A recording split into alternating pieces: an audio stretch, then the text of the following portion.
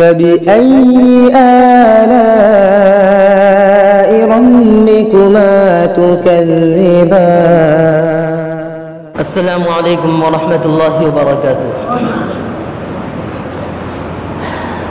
الحمد للہ رب العالمین والصلاة والسلام علی رسولہ الکریم وعلى آلہ وصحبہ اجمعین، اما بعد فقد قال اللہ تعالی فی کتابہ العزیز: الحج اشہر معلومات فمن فرض فیہن الحج فلا رفث ولا فسوق ولا جدال فی الحج وما تفعلوا من خير يعلمه الله وتزودوا فإن خير الزاد التقوى واتقون يا أولي الألباب. وقال النبي صلى الله عليه وسلم: من حج لله فلم يرفث ولم يفسق رجع كيوم ولدته أمه.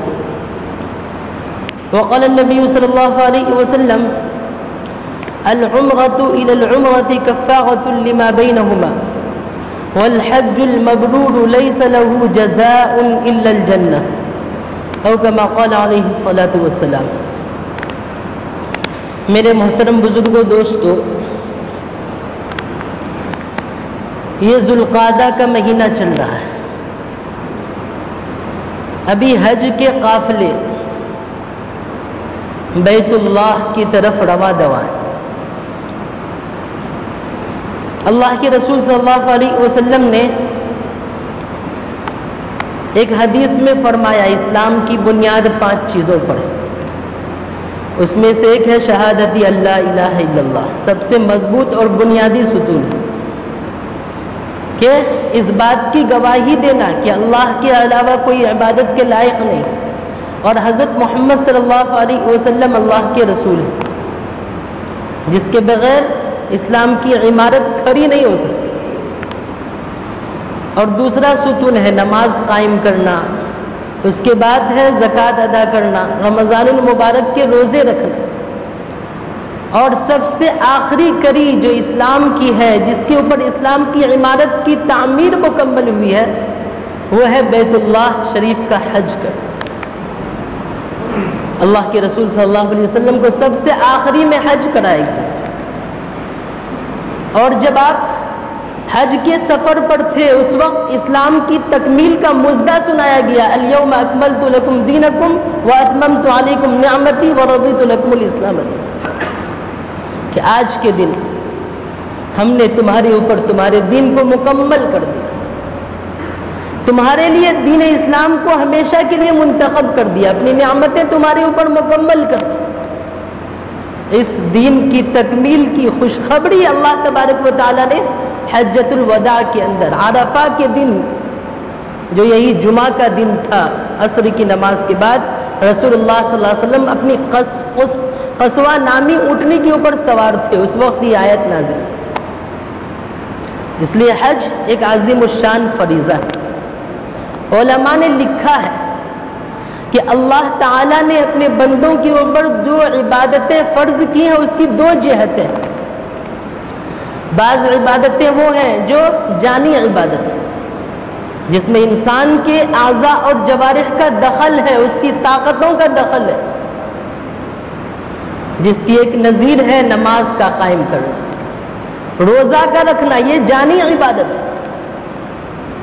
روزہ رکھتے ہیں دن بھر، اللہ تبارک و تعالیٰ کی خوشنودی کی خاطر انسان بھوکا پیاسا رہتا ہے، نفسانی خواہشات سے بچتا رہتا ہے۔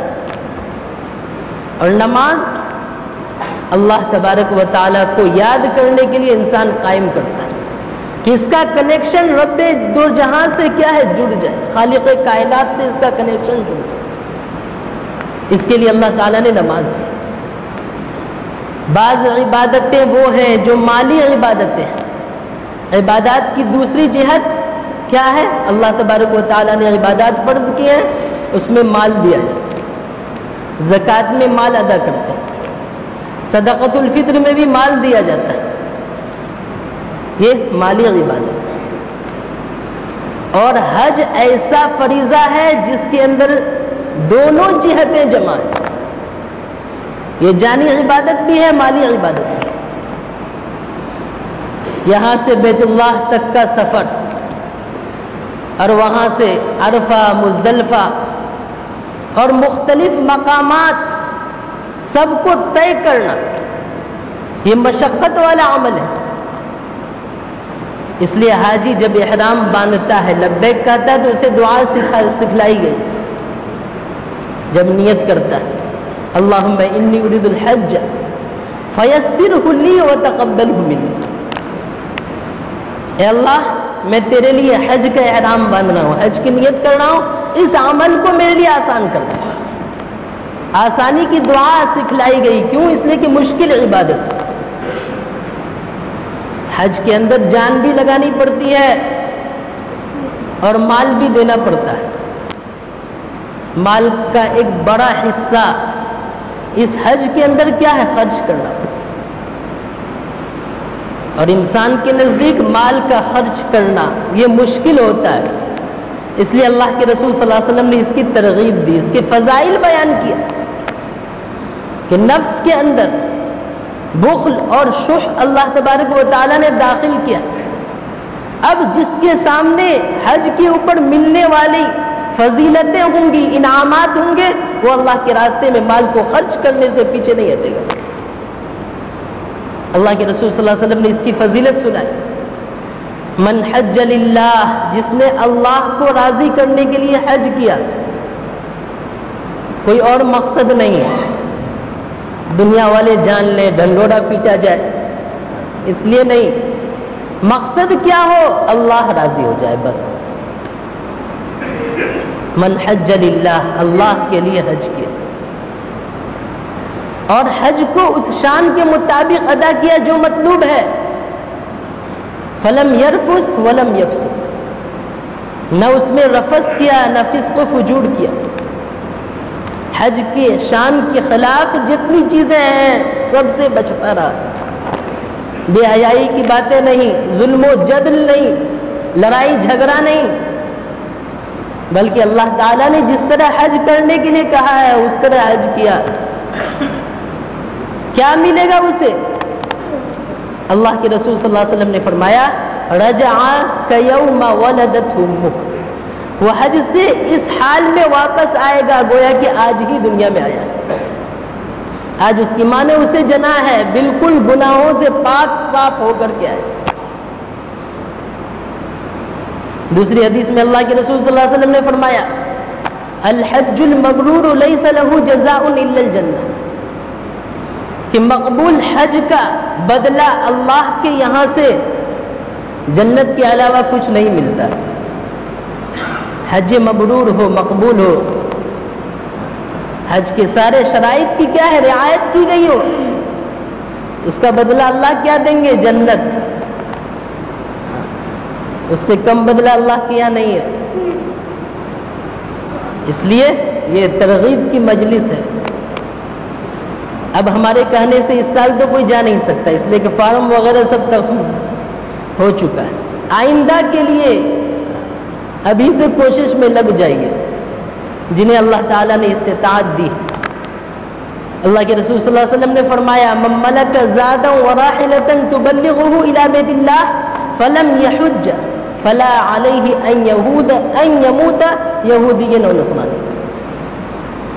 جس کے پاس سواری ہو اور توشہ ہو، جس کی وجہ سے وہ بیت اللہ تک پہنچ سکتا ہو، پھر بھی حج نہیں کیا، ایسے ہی دنیا سے چلا گیا، اس کے اوپر کیا وعید ہے؟ اللہ کے رسول صلی اللہ علیہ وسلم نے ڈرایا ہے. ڈرنے کی ضرورت ہے. اللہ کو اس بات سے کوئی سروکار نہیں ہے، کچھ لینا دینا نہیں ہے کہ اس کی موت یہودی ہونے کی حالت میں آئی ہو یا نصرانی ہونے کی حالت میں وہ دنیا سے گیا. اس لیے بہت سخت وعید سنائی گئی. اللہ تعالیٰ نے وسعت دی ہے، مال دیا ہے، صلاحیتیں دی ہیں، تو حج کو قائم کرنے کے لیے سبقت کرنا چاہیے. لوگ انتظار میں رہتے ہیں، ریٹائرمنٹ ہوگا تب جائیں گے، بال بچوں کی شادیاں کر لیں گے تب جائیں گے. نہیں، حج میں تاخیر نہیں کرنی چاہیے. اللہ تعالیٰ نے فرض کیا ہے ذمے کے اوپر تو فوراً اس کی ادائیگی ہونی چاہیے.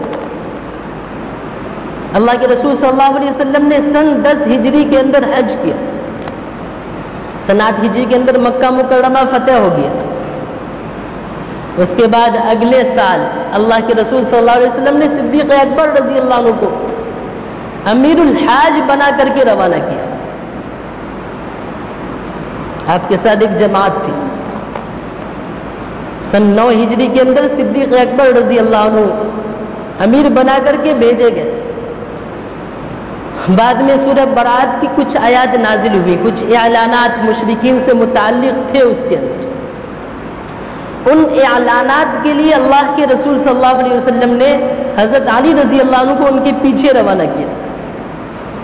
حضرت صدیق اکبر کا قافلہ جا چکا تھا. بعد میں حضرت علی رضی اللہ عنہ کو اللہ کے رسول صلی اللہ علیہ وسلم نے بھیجا کہ جو اعلانات تھے اس میں سے ایک اعلان یہ بھی تھا ان رسول اللہ صلی اللہ علیہ وسلم یحج العام القابل,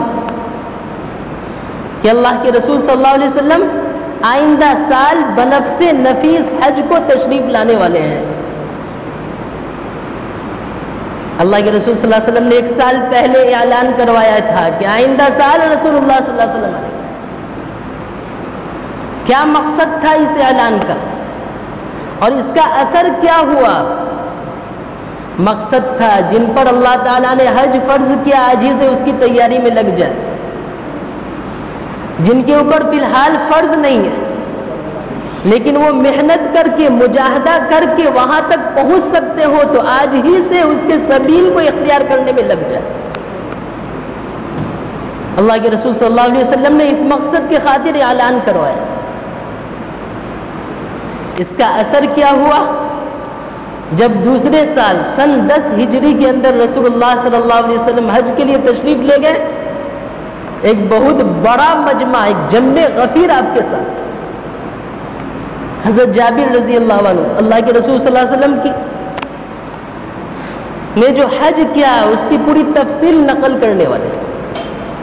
مسلم شریف میں روایت ہے, 4 صفحات کو مشتمل ہے, حجۃ الوداع کی روایت. حضرت جابر رضی اللہ عنہ فرماتے ہیں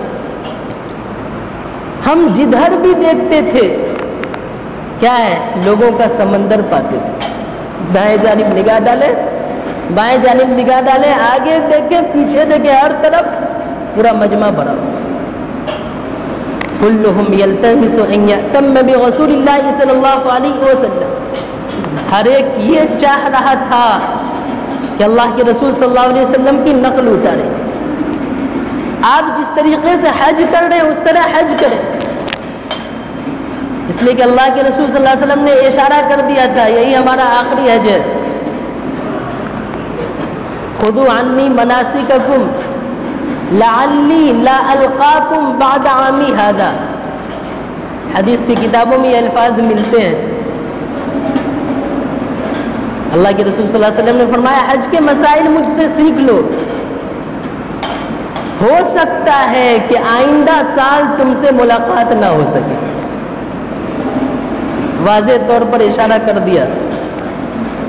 اس لیے ایک بہت بڑا مجمع, نہ اس سے پہلے اتنا بڑا مجمع رسول اللہ صلی اللہ علیہ وسلم کے ساتھ جمع ہوا تھا, نہ اس کے بعد اتنا بڑا مجمع. اتنے سارے لوگ آئے, حج کے افعال کو کیا رسول اللہ صلی اللہ علیہ وسلم سے سیکھا. اس لیے میرے محترم بزرگوں دوستو, اللہ تعالیٰ نے حج فرض کیا ہے اس میں کیا پیش قدمی کرنی چاہیے. اپنے رشتہ داروں میں سے بھی دیکھیں جن کے اوپر حج فرض تھا اور وہ دنیا سے چلے گئے, یہ اللہ کا قرض ہے, اس کی ادائیگی ضروری. فقہ کی کتابوں میں لکھا ہوا یتبع المیت حقوق 4 مرتبۃ, 4 حقوق میت سے متعلق ہوتے ہیں.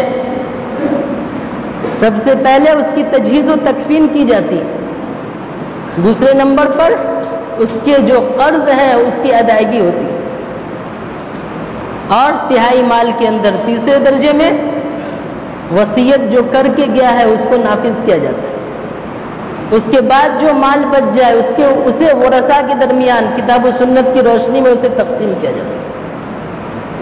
آج ہوتا کیا ہے, باپ مرا سب سے پہلے اس کی جائیداد پر قبضہ کرنے کے لیے لوگ دوڑتے ہیں.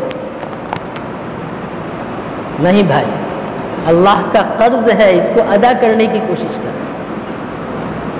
اللہ کے رسول صلی اللہ علیہ وسلم حجۃ الوداع کے موقع پر قصوہ نامی اونٹنی پر سوار تھے، خاتون آئی، حدیث کے الفاظ ہیں ان امرأة من خثعم اتت النبی صلی اللہ علیہ وسلم، قبیلہ خثعم کی ایک عورت رسول اللہ صلی اللہ علیہ وسلم کے پاس آئی اور اس نے پوچھا ان فریضۃ اللہ علی ابی ادرکت شیخا کبیرا لا یثبت علی الراحلہ افاحج عنہ، اللہ کے رسول صلی اللہ علیہ وسلم سے پوچھا میرے والد بوڑھے ہو گئے، وہ سواری پر سوار نہیں ہو سکتے، لیکن حج ان کے اوپر فرض ہے، کیا میں ان کی طرف سے حج ادا کروں تو یہ حج ادا ہو جائے گا کہ نہیں ہوگا؟ اللہ کے رسول صلی اللہ علیہ وسلم نے فرمایا نعم ودین اللہ احق بالقضاء، اللہ تعالیٰ کا دین، اللہ کا قرض یہ ادا کیے جانے کے زیادہ حقدار ہے۔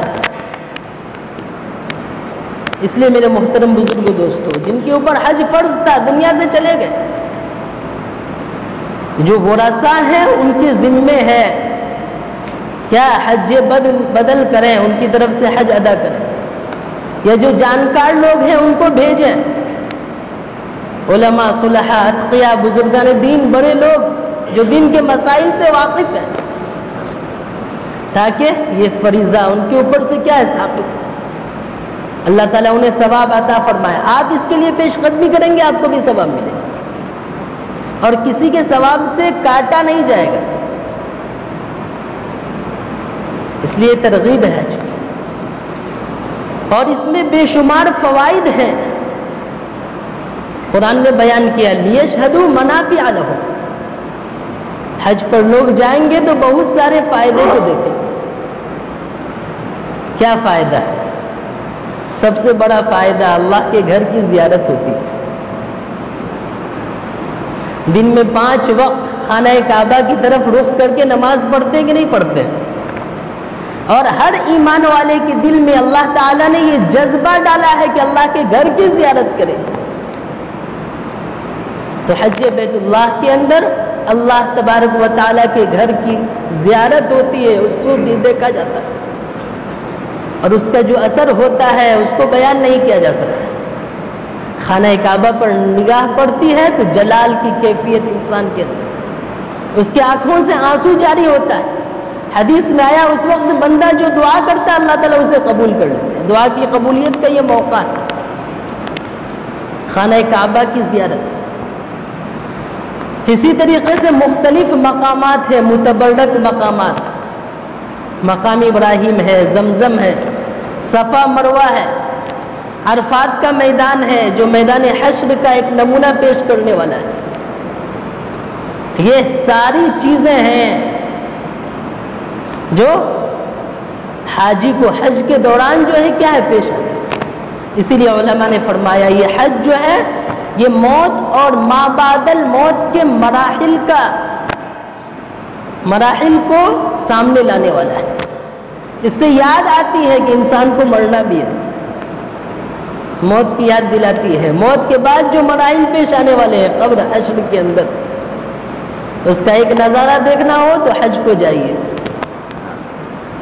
دل اللہ تبارک و تعالیٰ کیا نرم کر دیتا ہے، جہاں جہاں دعائیں قبول ہوتی ہیں وہاں انسان کیا ہے دعا کرتا ہے، توبہ کر کے آتا ہے سابقہ زندگی سے، اللہ کے گھر کی زیارت، اللہ کے گھر کے ارد گرد طواف کرنا یہ اللہ تعالیٰ کو بہت محبوب ہے، یہ فرشتوں کا عمل ہے۔ بیت معمور کی فرشتے جو ہے کیا ہے طواف کرتے رہتے ہیں، اور بیک وقت 70,000 فرشتے، ایک مرتبہ جو طواف کر لیتا ہے دوبارہ قیامت تک اس کا موقع نہیں آتا۔ اسی طریقے سے خانہ کعبہ کا طواف اللہ تبارک و تعالیٰ نے رکھا ہے، خانہ کعبہ کا جو طواف کرتا ہے اللہ تعالیٰ کی رحمت اس کے اوپر برستی، اللہ تعالیٰ کی رحمت۔ اور حج کون کرے گا؟ حج وہ کرے گا جس کے دل میں اللہ کی محبت ہوگی، اللہ کی محبت کے بغیر اس عمل کو کما حقہ ادا کرنا یہ ممکن ہی نہیں ہے انسان کے، اللہ تعالیٰ نے ہر ایک کے دل میں اپنی محبت کا کچھ نہ کچھ ذرہ ڈالا ہے. انسان کا یہ دل اللہ کی محبت سے خالی نہیں رہ سکتا. اللہ کی محبت دل میں ہوتی. دنیا کی فانی محبت کے لیے انسان جو کچھ اس کے بس میں ہے سب کر گزرنے کے لیے تیار ہوتا ہے. کیا خالق کائنات کی محبت کے لیے، اللہ کو راضی کرنے کے لیے 2-4 لاکھ روپیہ خرچ کرنا کوئی زیادہ مشکل ہے؟ اللہ کے گھر کے طواف کرنے کے لیے، اللہ سے اپنا تعلق قائم کرنے کے لیے کوئی مشکل نہیں. اس لیے اللہ کی محبت کیا ہے؟ ملتی ہے اس سفر کے اندر. اللہ سے تعلق قائم ہوتا ہے. اور حرمین شریفین کی زیارت یہ بھی ذات مقصود بھی ہے. اللہ کے رسول صلی اللہ علیہ وسلم نے ترغیب دی، لا تشد الرحال الا الى 3 مساجد. 3 مسجدیں ہیں جہاں نماز کے ارادے سے سفر کرنا صحیح ہے. اس کے علاوہ دنیا کی کسی مسجد کے اندر صرف نماز کے ارادے سے سفر کرنا جائز ہے. دوسرے کام ہو تو الگ چیز ہے. ایک مسجد حرام ہے، مسجد نبی ہے، مسجد اقصی ہے. ان کی طرف سفر کرنا صرف نماز کے ارادے سے، ان کی زیارت کے لیے، یہ اللہ کے رسول صلی اللہ علیہ وسلم نے اس کی ترغیب دی ہے، جایا کرو. تو اس سفر کے اندر مکہ مکرمہ کی بھی زیارت ہوتی ہے، جہاں مسلمان انتہائی قسم پرسی کے عالم میں زندگی گزارے. کوئی پرسان حال نہیں تھا. وہاں جائیں گے، کچھ ان ایام کو یاد کیجئے. اللہ کے رسول صلی اللہ علیہ وسلم در بدر کی ٹھوکریں کھاتے تھے ایمان کی دعوت کو لے کر کے. مینا کی گھاٹیوں میں لوگوں سے ملاقاتیں کرتے تھے.